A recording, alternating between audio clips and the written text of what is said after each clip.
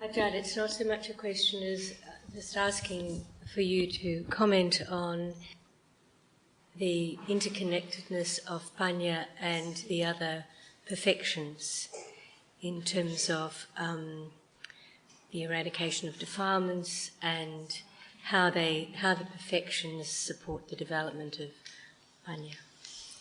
There are so much and so many kinds of akusala. So in order to eradicate them completely, it takes time.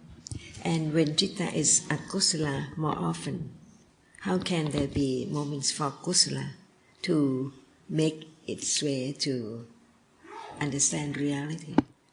While one is so absorbed in many things with attachment and aversion and so forth. So whenever there is kusala moment, at that moment, there is less akusala because it cannot arise. That's the way to have less and less akusala. And there are 10 kinds of parami. The first one is dana. If we can think of the other's benefit, all parami concerns the benefit of the others.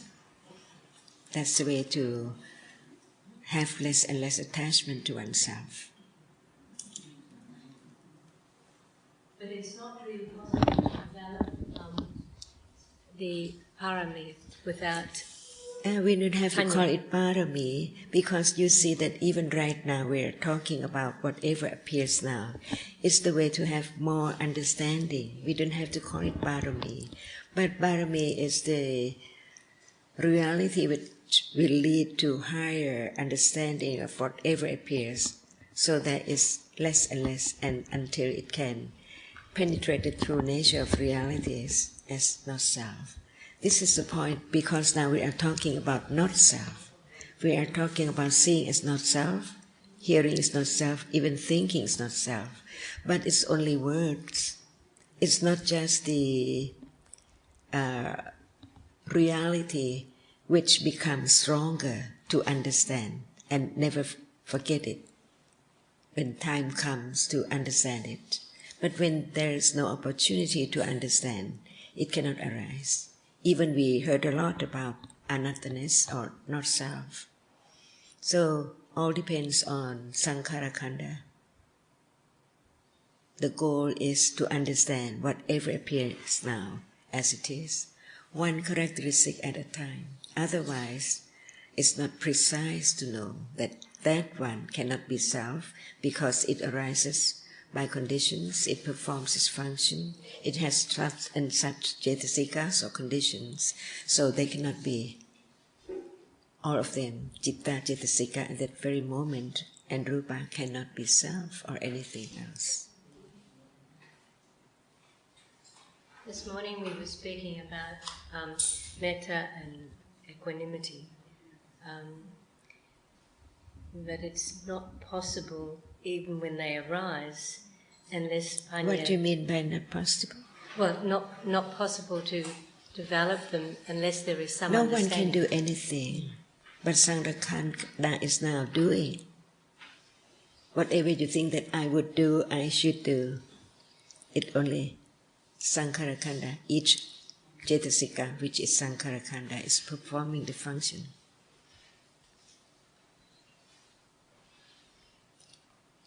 And yet you do stress that Panya is essential if the other perfections even are to right develop. now, Panya is essential.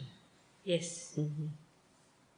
Without it, nothing can be understood as not self.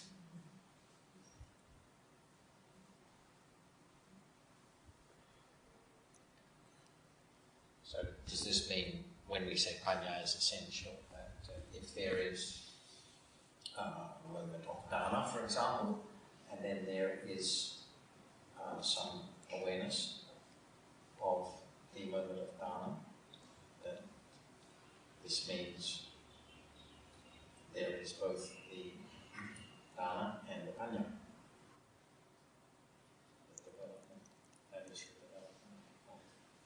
Because of understanding reality right now, little by little, as not self. No expectation to have panya at any time, even at moment of dana. So leave it to conditions.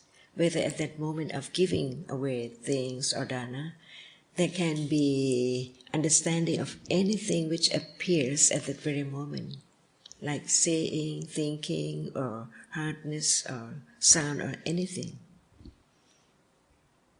To have firm understanding about anatthaness. Otherwise, the self always there, follows anywhere, any moment.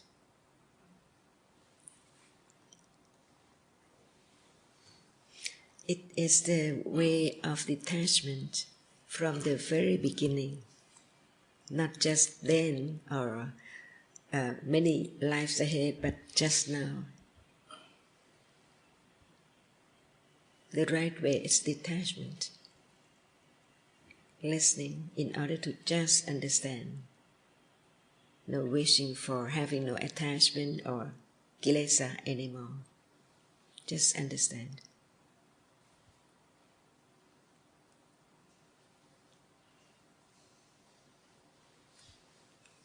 So one begins to understand what's meant by detachment. No wish for result or the result of even dana or anything which has been done.